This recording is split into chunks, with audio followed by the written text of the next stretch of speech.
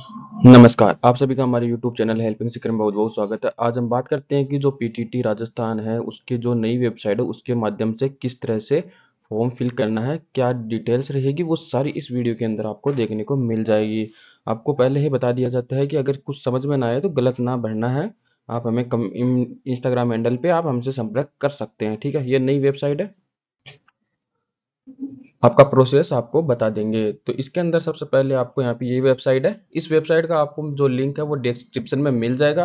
अगर आपको वीडियो अच्छा लगे तो वीडियो को लाइक कर दीजिएगा, चैनल को सब्सक्राइब कर दीजिएगा। इसकी डेट बता देते हैं। 6 तारीख आपकी यहाँ पे स्टार्टिंग डेट है, 31/3/2024 आपकी लास्ट डेट है। इसके लिए अब आपको यहाँ पे अगर फाइनल के लिए और थोड़ा बहुत डिफरेंस रहेगा, मामूली बहुत, ठीक है? ये 4 ईयर्स कोर्स के लिए और 2 ईयर कोर्स के लिए। तो हम यहाँ पे 2 सेकेंड ईयर कोर्स के लिए बीएड के लिए हम आपको बता देते हैं। इसके लिए आपको क्लिक कर देना है।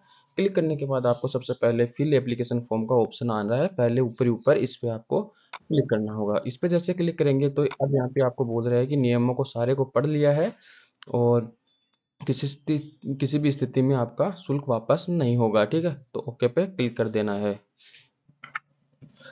अब इसके बाद आपको नेम ऑफ कैंडिडेट आपको यहाँ पे अपना नाम लिख देना है, ठीक है? जैसे कि हम यहाँ पे कोई भी नाम लिख देते हैं, जैसे हंसराज मीणा, जो भी है। आप मैनुअली टाइप कर रहा हूँ मैं, तो आप अपने हिसाब से देख लेना, ठीक है? मैं जैसे लिख लेता हूँ। अब डेट ऑफ बर्थ आपको यहाँ पे अपनी फिल करनी होगी। हम डेट ऑफ बर्थ अपनी फिल कर लेते हैं।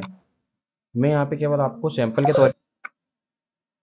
अब आपको यहाँ पे पेमेंट ऑप्शन चूज कर लेना होगा। ऑनलाइन आईसीआईसीआई बैंक हम सिलेक्ट कर लेते हैं। इसके बाद आपको यहाँ पे मोबाइल नंबर आपका अपना फिल कर देना है और नेक्स्ट के ऑप्शन पे आपको क्लिक कर देना है। अब इसके बाद आपको यहाँ पे जो माता का नाम है वो आपको यहाँ पे देखिए, यहाँ पे आपको फिल कर देना है माता का नाम, और जो मोबाइल पे ओटीपी आई है वो आपको यहाँ पे दर्ज कर देना है। इसके बाद आपको यहाँ पे जो पासपोर्ट साइज फोटो है वो यहाँ पे आपको अपलोड करनी होगी। मैक्सिमम साइज आपकी यहाँ पे 100 KB तक होगी। इसके बाद आपको यहाँ पे ब्लैक कलर या ब्लू के अंदर आपको जो सिग्नेचर है वो अपलोड करने होंगे, ठीक है? इसके बाद आपको यहाँ पे लेफ्ट हैंड का जो थंब है वो इम्प्रेशन डालना होगा। यहाँ पे आपको अपलोड कर देनी है। इसके बाद आपको यहाँ पे नेक्स्ट का ऑप्शन देखने को मिलेगा। नेक्स्ट के ऑप्शन पे आपको क्लिक कर देना है। अगर फोटो, सिग्नेचर और थंब इंप्रेशन अपलोड करने में आपको किसी प्रकार की कोई समस्या आती है तो आप हमसे कांटेक्ट कर सकते हैं कमेंट के माध्यम से।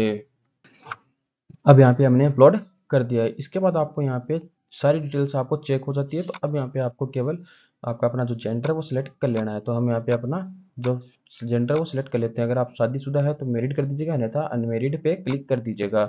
इसके बाद आपको यहाँ पे स्टेट ऑफ, आपको अपना जो स्टेट है वो सिलेक्ट कर लेना है। हम राजस्थान से बिलोंग करते हैं। इसके बाद अपना डिस्ट्रिक्ट आपको सिलेक्ट कर लेना है।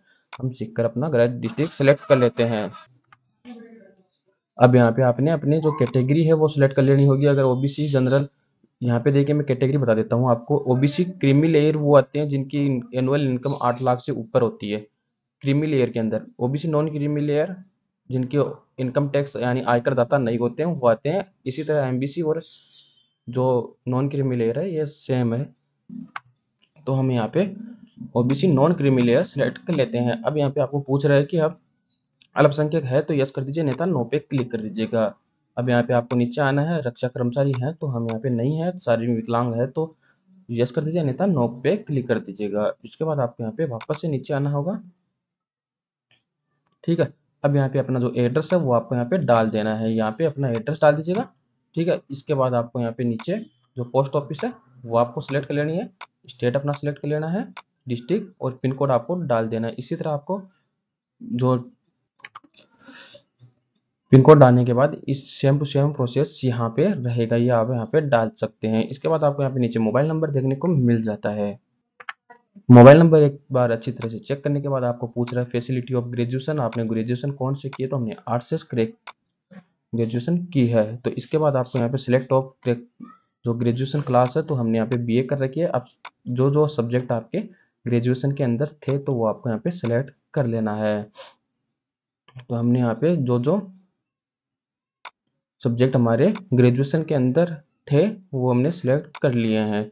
इसके बाद पीजी के अंदर कौन सा सब्जेक्ट किया है, अगर आपने पीजी कर रखी है तो ही आपको सिलेक्ट कर लेना है, अन्यथा आप यहाँ पे इसको ब्लैंक छोड़ सकते हैं। अब यहाँ पे टीचिंग के लिए आप कौन कौन से सब्जेक्ट लेना चाहते हैं? तो हम एक तो हिंदी लेना चाहते हैं, सिविक्स लेना चाहते हैं, और तीसरा सब्जेक्ट है हमारा यहाँ पे हिस्ट्री। ये सब्जेक्ट हम लेना चाहते हैं। पेरेंट्स की जो एनुअल इनकम है वो आपको यहाँ पे बतानी होगी। हमारी 1 से 2 लाख के बीच में है। इसके बाद आपको चूज एग्जामिनेशन डिस्ट्रिक्ट आपको यहाँ पे कौन सा चाहिए, तो हमें हमारा एक तो गृह जिला सेलेक्ट कर लेते हैं, एक दूसरा हमारा जो आसपास का जिला है वो हम यहाँ पे सिलेक्ट कर लेते हैं। इसके बाद आपको यहाँ पे नीचे आना होगा। अब अपनी जो 10th क्लास की डिटेल्स है वो आपको यहाँ पे फिल करनी होगी। आपको यहाँ पे कौन से बोर्ड से पास किया है, तो हमने यहाँ पे राजस्थान अजमेर बोर्ड से, कौन से ईयर में आपने पास किया है वो आपको यहाँ पे सिलेक्ट करना होगा। मैक्सिमम मार्क्स कितने होते हैं, 600 है। 600 में से कितने परसेंट कितने मार्क्स मिले वो आपके यहाँ पे परसेंटेज ऑटोमेटिक इधर फिल हो जाएंगे। ठीक है, अब यहाँ पे आपको जो 12th क्लास की डिटेल्स है वो आपको यहाँ पे फिल करनी होगी। अब यहाँ पे आपको उसी तरह हमारे यहाँ पे 500 में से कितने परसेंट आपके बने थे वो आपको यहाँ पे आ जाते हैं। अब चूज ऑफ ग्रेजुएशन स्टेटस, अगर आप वर्तमान में अपीयरिंग है, आपने अभी तक एग्जाम पास नहीं की है, इस साल 3rd ईयर में है, तो आपको यहाँ पे अपीयरिंग सेलेक्ट कर लेना। अन्यथा आपको अगर पास कर ली है तो पास पे क्लिक कर देना। तो हम यहाँ पे अपीयरिंग सेलेक्ट कर लेते हैं। अब यहाँ पे आपको कौन सी यूनिवर्सिटी से आपने की है ग्रेजुएशन कर रहे हो, तो हमने यहाँ पे PDUSU से, तो अब यहाँ पे सेलेक्ट कर लेना है। तो हम यहाँ पे 2024 सेलेक्ट कर लेते हैं और यहाँ पे आपको कुछ फिल नहीं करना है। अब इसके बाद मैं सत्यापन करते हूँ पे क्लिक करके आपको सेव एंड प्रोसीड के ऑप्शन पे क्लिक करना होगा। अब यहाँ पे आपका जो भी डिटेल्स है वो सारा एक बार अच्छी तरह से चेक कर लेना है। तो अब यहाँ पे आपको PTT आपने कौन सी क्लास के लिए किया है, तो हमने यहाँ पे PTT 2nd ईयर के लिए है और अपीयरिंग है तो यस कर दिया है, अन्यथा नो पे क्लिक आ जाता।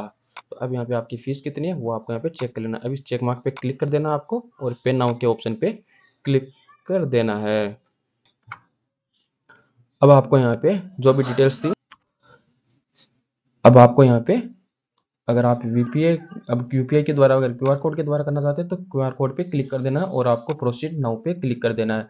अब यहाँ आपका 4 मिनट 58 सेकंड के अंदर आपको ये ट्रांजेक्शन पूरा करना होगा। अपने यहाँ पे फ़ोन पे क्यूआर कोड या पेटीएम जो भी आप चलाते हैं ऑनलाइन जिसके अंदर यूपीआई हो, वो आप यहाँ पे स्कैन करके आपको यहाँ पे पेमेंट कर देना है। पेमेंट करने के बाद आपका यहाँ पे एक प्रिंट आउट निकलेगा, वो प्रिंट आउट आपको सेफली रख लेना है। आपको जब भी एडमिट कार्ड की आवश्यकता होगी उसी प्रिंट आउट के माध्यम से एडमिट कार्ड निकाला जाएगा। और अगर आपकी काउंसलिंग हो जाती है तो भी आपको वहीं जो डॉक्यूमेंट्स है वो आपको मिल लेकर जाना होगा। काउंसलिंग के टाइम पे भी वहीं प्रिंट आउट आपको साथ में लेना होगा। और इसके बाद आपको यहाँ पे अगर ये हो जाती है एग्ज़ाम देनी होगी। एग्ज़ाम देने के बाद आपको जो रिजल्ट आता है उसके अंदर अगर आपको अच्छे नंबर आते हैं तो आप यहाँ पे जो काउंसलिंग है वो करवा सकते हैं। काउंसलिंग की फीस एक बार 5,000 लगेगी और बाद में एडमिशन फीस आपको यहाँ पे 27 जो 22,000 रुपये आपको एक बार फिर से जमा करवाने होंगे। इसके बाद आपकी जो काउंसलिंग है वो सक्सेसफुली हो जाती है और आपको कॉलेज आवंटन हो जाएगा। इस तरह से आप फिल कर सकते हैं। अगर वीडियो अच्छी लगी तो वीडियो को लाइक कर दीजिएगा, चैनल को सब्सक्राइब कर दीजिएगा। धन्यवाद। जय हिंद, जय भारत।